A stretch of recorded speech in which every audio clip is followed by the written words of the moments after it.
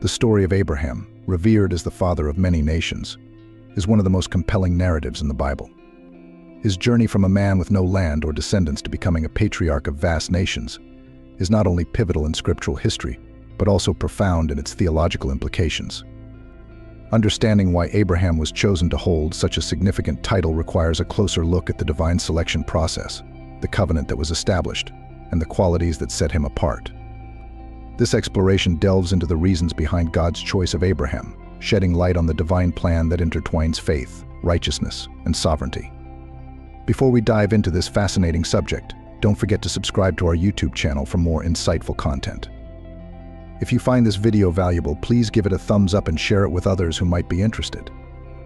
The religions that worship God, including Judaism, Christianity, and Islam, all have a common ancestor, Abraham.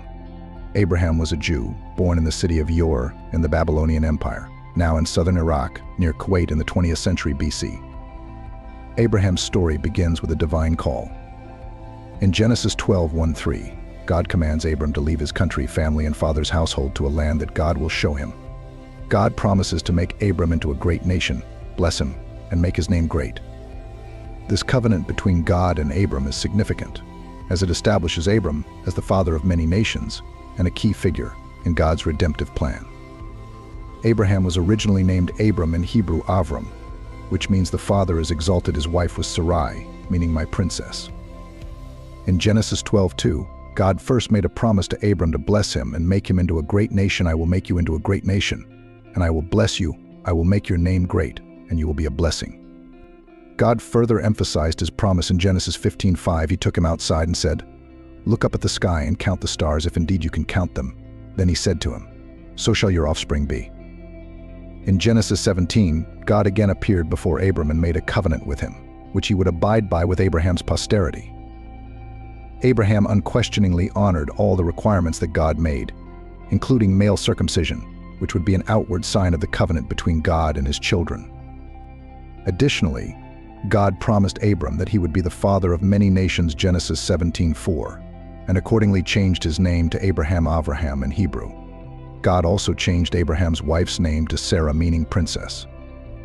Its regal connotations reflected that kings, including Jesus Christ, would be born from her lineage.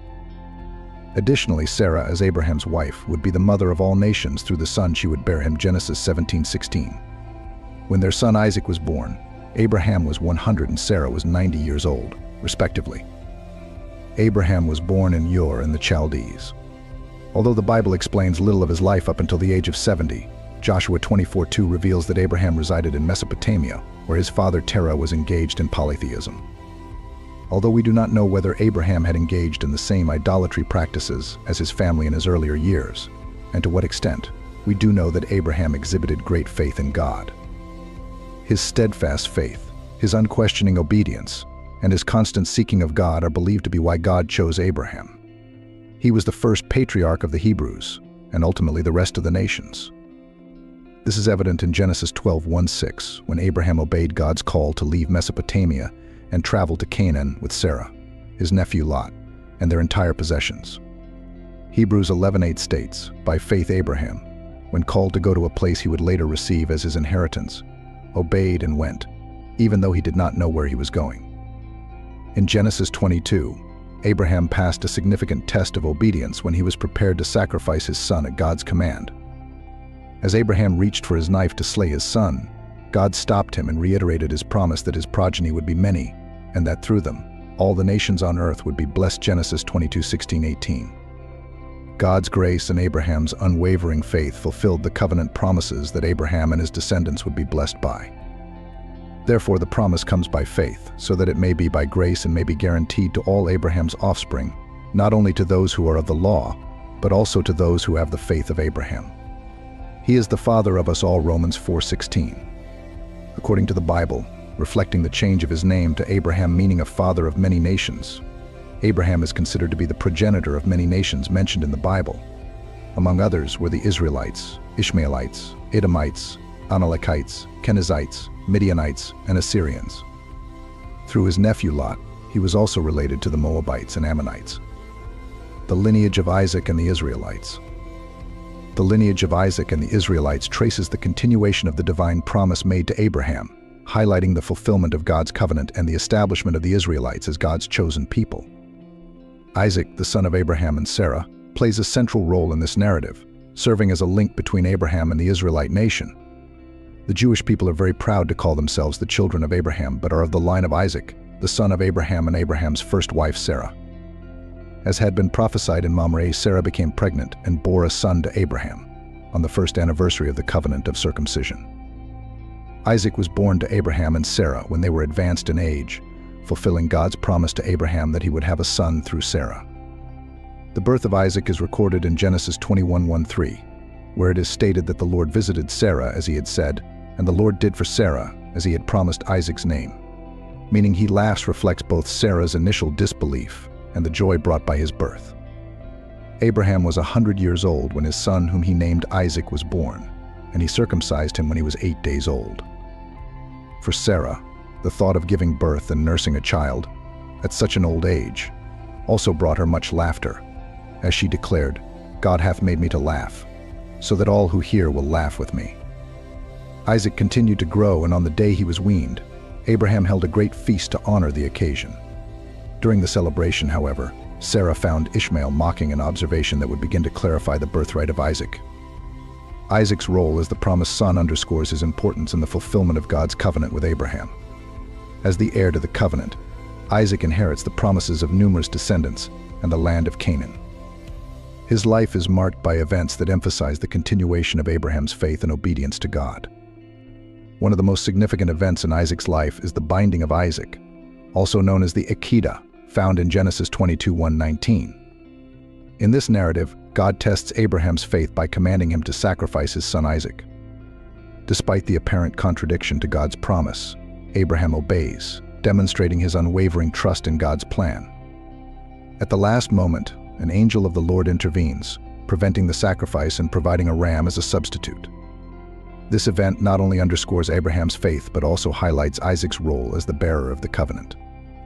The binding of Isaac is a pivotal moment that reaffirms God's promise and foreshadows future sacrifices and acts of faith within the Israelite tradition. For his obedience, he received another promise of numerous descendants and abundant prosperity. Isaac's marriage to Rebekah is another crucial event in the continuation of Abraham's lineage. In Genesis 24, Abraham sends his servant to find a wife for Isaac from among his relatives in Mesopotamia, ensuring that Isaac's descendants would remain distinct from the surrounding Canaanite peoples.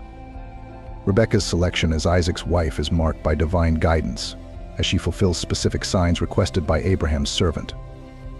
Rebekah's role in Isaac's life is significant, as she becomes the mother of Jacob and Esau, furthering the covenantal lineage. Her marriage to Isaac signifies the continuation of God's promises, and her actions in the narrative highlight the importance of divine providence in fulfilling the covenant. Isaac and Rebekah have twin sons, Jacob and Esau, whose births are recorded in Genesis 25:19-26. The narrative highlights the rivalry between the brothers, with God declaring to Rebekah that 2 nations are in your womb, and 2 peoples from within you shall be divided, the one shall be stronger than the other. The older shall serve the younger, Genesis 25:23. This prophecy foreshadows the struggles between Jacob and Esau, as well as the future nations that would descend from them. Esau, the elder, is a skilled hunter, while Jacob is described as a quiet man who dwells in tents. Their rivalry culminates in Jacob's acquisition of Esau's birthright and blessing, events that underscore the theme of divine election and the continuation of the covenant through Jacob.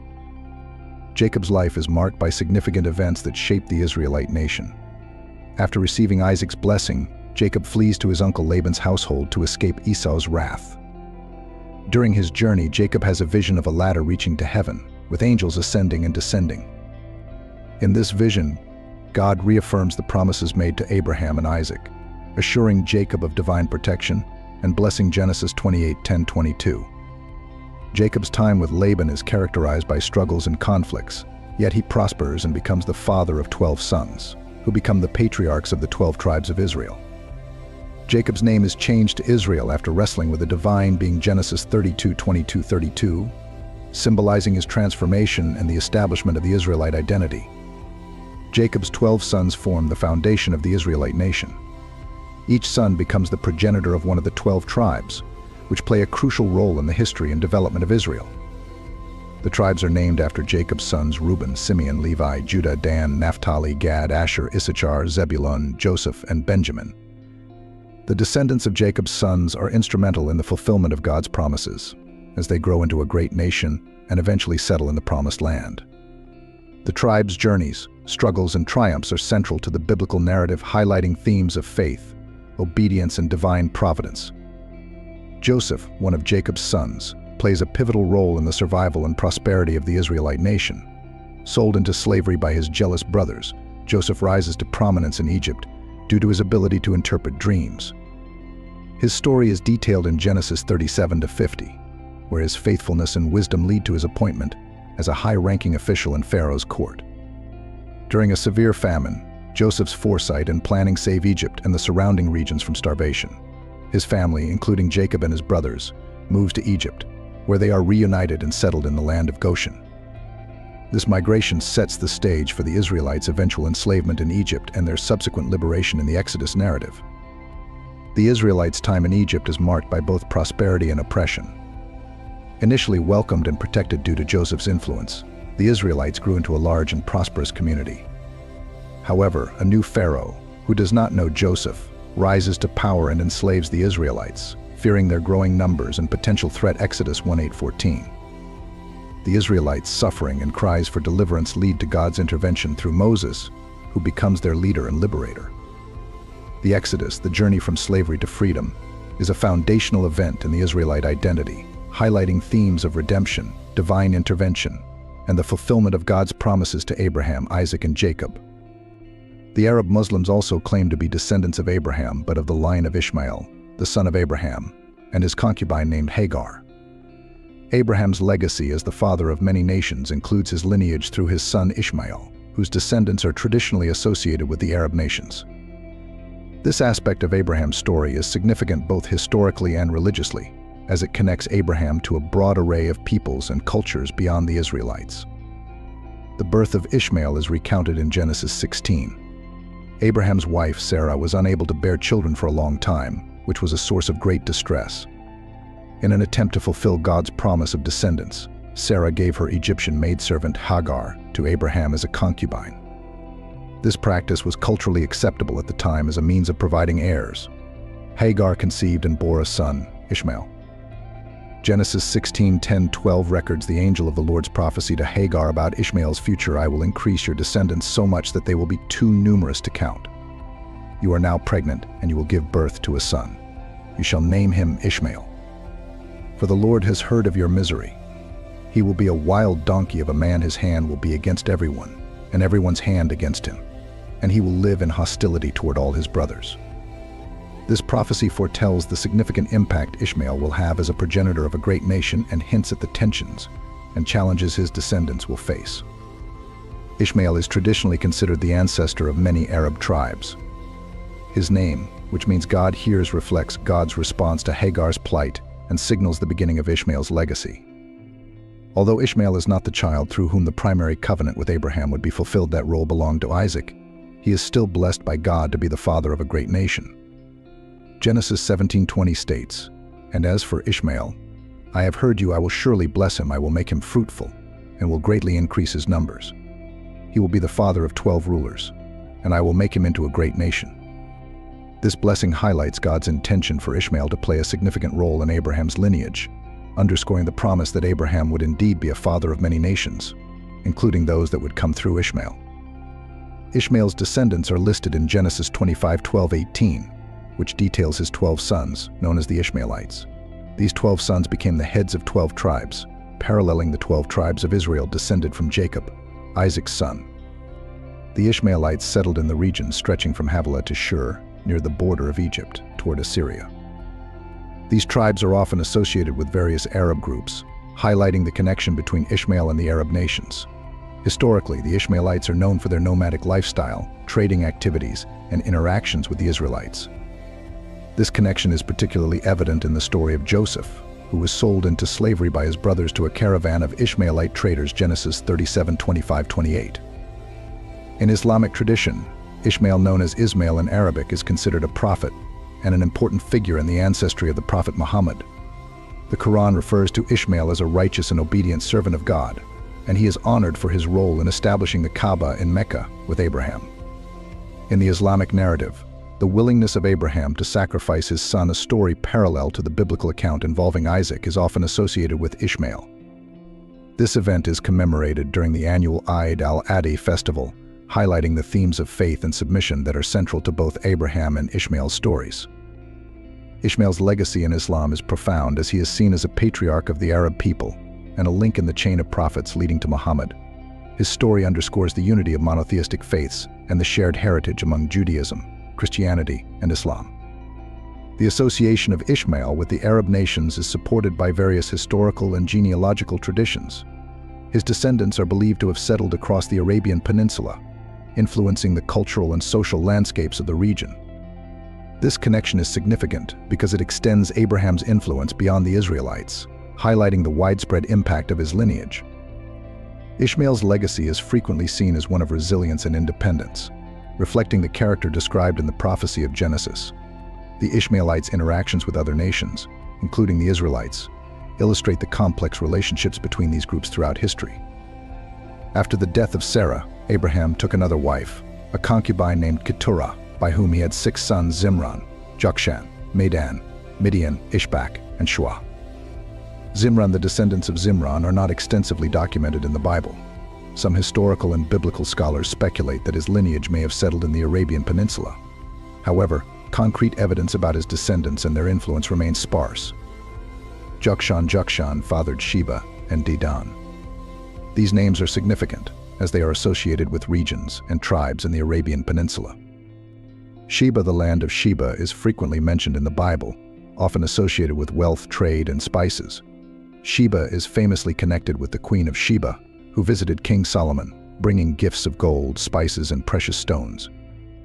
This suggests that the descendants of Sheba were involved in trade and commerce, contributing to the cultural and economic landscape of the region. Dedan is also mentioned in several parts of the Bible, often in connection with trade and commerce. The descendants of Dedan likely settled in areas around the Arabian Peninsula, playing roles in the region's trading networks and contributing to its cultural exchanges. Little is known about Medan and his descendants from the biblical text. However, like the other sons of Keturah, they likely played a role in the settling of regions within the Arabian Peninsula, contributing to its demographic and cultural diversity. Midian, among Keturah's sons, Midian is the most prominent in the biblical narrative. The Midianites are frequently mentioned in the Bible, interacting with the Israelites in various contexts. The Midianites are depicted as a nomadic tribe that inhabited the northwestern regions of the Arabian Peninsula and southern Jordan. They were involved in trade and commerce, as seen in the story of Joseph, who was sold to Midianite traders by his brothers, Genesis 37:28. The Midianites were also significant in the story of Moses, who fled to Midian after killing an Egyptian and married Zipporah, the daughter of Jethro, a Midianite priest, Exodus 2:15-21. The Midianites had a complex relationship with the Israelites, at times adversarial and at times allied. During the time of the Judges, the Midianites oppressed the Israelites until they were defeated by Gideon, Judges 6-8. Their presence in the biblical narrative underscores the interconnectedness of the peoples in the region and the diverse lineage stemming from Abraham. Ishbak, like Zimran and Medan. Ishbak's descendants are not extensively documented. They likely settled in regions of the Arabian Peninsula or surrounding areas, contributing to the ethnographic landscape without prominent mention in later biblical texts. Shua, the descendants of Shua, are also not well documented in the Bible. However, there is a reference to Bildad the Shuhite, one of Job's friends, suggesting that the Shuahites may have been a tribe within the Arabian Peninsula or nearby regions. Christians of European or Asian origin have no blood relation to Abraham, but because Christianity and Islam both originated from Judaism, Christians also regard Abraham as a father. Why was Abraham chosen to be the father of all nations? Why did God choose to bless a mere man with multitudes of descendants, who would in turn also be blessed? In Galatians 3:29 it states, "If you belong to Christ, then you are Abraham's seed, and heirs according to the promise." God's plan to bring his gift of salvation to mankind through his Son began with Abraham. He was the root of man's redemption, through which the genealogy of Jesus Christ would be established. The most fundamental reason for Abraham's selection is his extraordinary faith and obedience to God. The scriptures consistently portray Abraham as a man who trusted God deeply, even when facing significant challenges and uncertainties. This trust is most famously exemplified in the story of the binding of Isaac, where Abraham is willing to sacrifice his son Isaac at God's command. One of the most defining moments in Abraham's life is his response to God's call and the promise of becoming the father of many nations. This promise, given in Genesis 12:1-3, marks the beginning of Abraham's journey as the patriarch. God instructs Abraham to leave his homeland, his family, and his father's house to journey to an unknown land that God will show him. Despite the uncertainty, Abraham's immediate departure signifies a profound trust in God's guidance and promises. Abraham's faith is highlighted in Genesis 15:5-6, where God reaffirms his promise to Abraham, saying, "Look up at the sky and count the stars, if indeed you can count them. So shall your offspring be." The passage continues, Abram believed the Lord, and he credited it to him as righteousness. This declaration underscores that Abraham's faith in God's promise was counted as righteousness, setting a precedent for understanding faith as a fundamental aspect of righteousness in the biblical tradition. Abraham's faith is tested repeatedly throughout his life, and his responses demonstrate unwavering obedience to God.